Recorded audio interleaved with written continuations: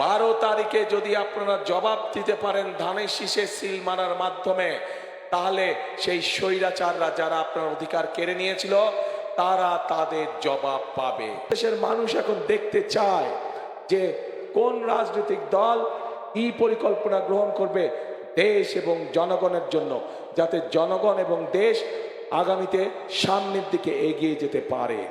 আমরা আপনাদের সামনে পরিকল্পনা দিয়েছি প্রিয় ভাই বোনেরা, বিএনপি আপনাদের সামনে পরিকল্পনা দিয়েছে এবং এই মুহূর্তে বিএনপি একমাত্র রাজনৈতিক দল যেই দলের অভিজ্ঞতা আছে কিভাবে দেশকে সুন্দরভাবে সামনের দিকে পরিচালিত করতে হয়।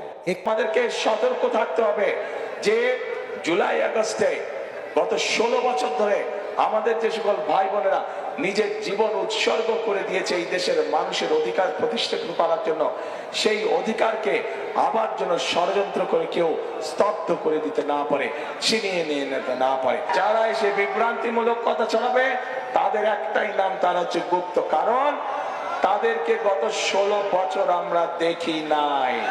তারা এদের সাথে মিশেছিল, যারা 5 তারিখে পালিয়ে গিয়েছে তাদের সাথে তলে তলে মিশেছিল। সবসময় দেখবেন এরা সব একই সাথে ছিল, এপি আর ওপি।